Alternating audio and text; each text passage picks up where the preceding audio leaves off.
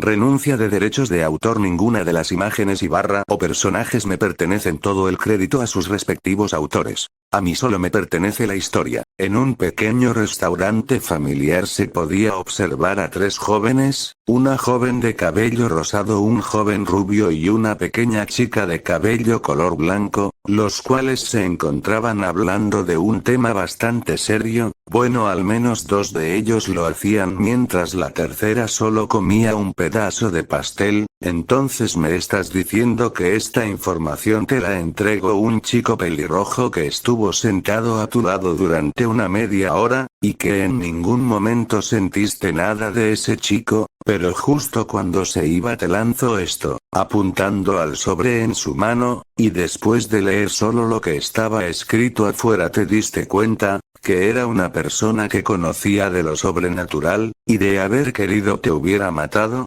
¿verdad?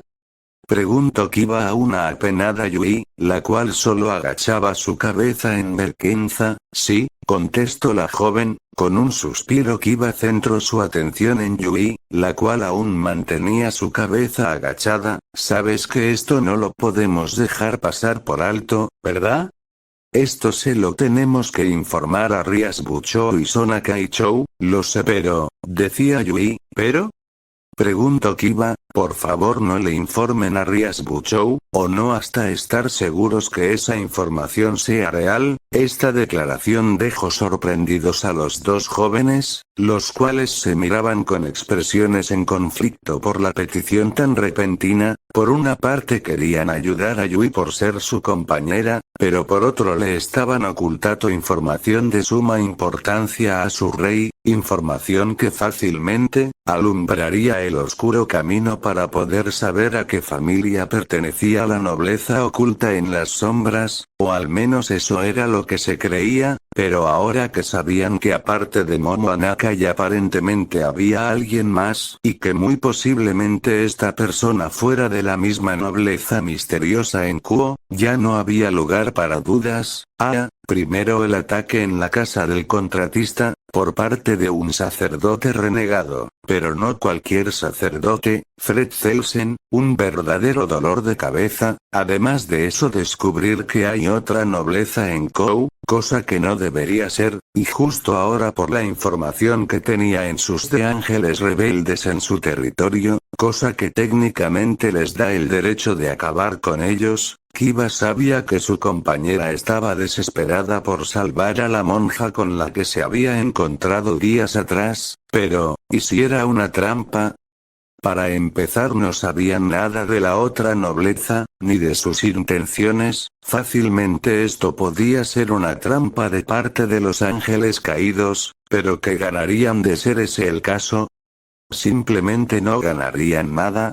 Kiba fue sacado de sus pensamientos al escuchar a su compañera de nobleza hablarle. Entonces, ¿me ayudarán?, preguntaba Yui viendo a los dos jóvenes, los cuales solo la miraban con una expresión indescifrable. Así pasó un minuto entero, hasta que Kiba la volvió a ver. Aunque no te acompañáramos irías de todos modos, ¿verdad?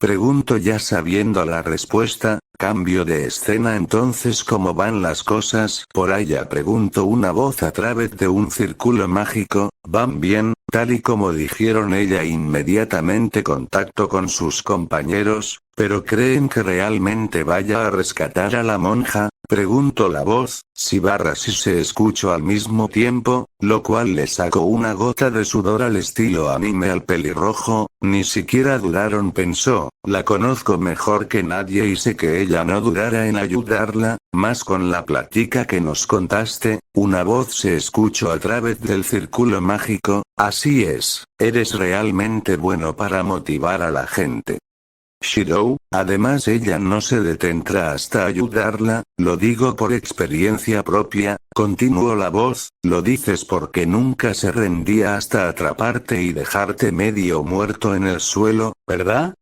comentó la primera voz con burla, haciendo que a Shirou le vuelva a salir otra gota de sudor en la cabeza. Bueno, dejando eso de lado, ¿cómo les va en la investigación? No hemos encontrado nada por el momento. Esos viejos escurridizos son como cucarachas, contestó la voz a través del círculo mágico. Ya veo cualquier cosa, manténganme informado. No puede hacer nada ya que el papeleo lo tiene hasta el cuello. Está bien, no hay problema, respondieron las voces. Una última cosa, Shirou, por favor cuida a Yui, se escuchó a través del círculo. No te preocupes si las cosas se salen de control, intervendré, pero no creo que sea necesario, conociendo a Rias, y la información que Anakai-san le dará ella misma se asegurará de mantenerlos a salvo. Veo, aún así gracias, hasta luego Shirou, adiós. Se escuchó a la otra voz, ay, adiós. Murayama, Issei, y con eso la llamada finalizó. Bueno, ahora solo queda observar y esperar que todo salga bien. Antes de que cayera la noche en la ciudad de Kuo se podía ver el sol ocultarse tan despacio que era una hermosa vista. Lástima que justo después de tan hermosa vista en el frío de la noche las cosas empezarán a moverse, por lo que la información decía los ángeles caídos deben estar en una iglesia. Decía Kiba a sus dos acompañantes, pero Kiba-san no se supone que al intentar entrar a una iglesia esta reacciona a nosotros de forma violenta. Preguntaba Yui con un deje de preocupación en su voz, y cómo no estarlo si al lugar al que se dirigían era su debilidad natural como demonios. Ese sería el caso si la iglesia estuviera todavía en funcionamiento, contestó el rubio con calma, por lo que decía la información lleva abandonada aproximadamente 11 años, por lo que no creo que haya ningún problema con que entremos, ya que la energía sagra sería demasiado débil como para afectarnos. Termino de explicar el rubio, solo para continuar con lo siguiente, eso explicaría por qué las barreras los perdían, casi al instante de desaparecer en sus círculos mágicos.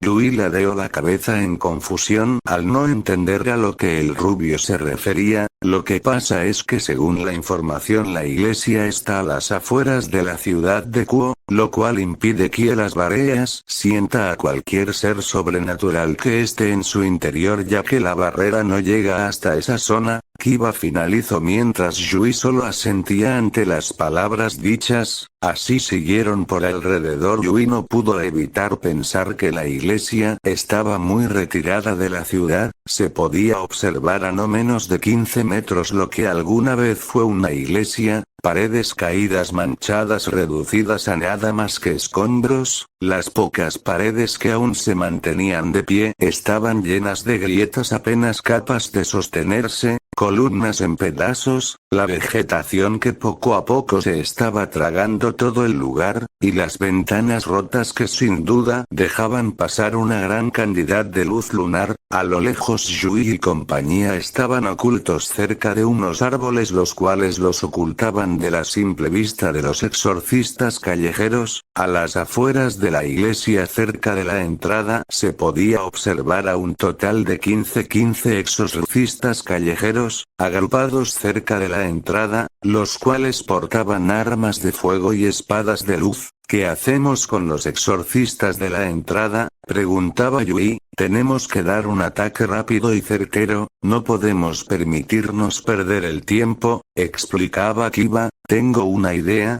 dijo Yui atrayendo la atención de sus dos compañeros hacia ella. Gracias por ver el video.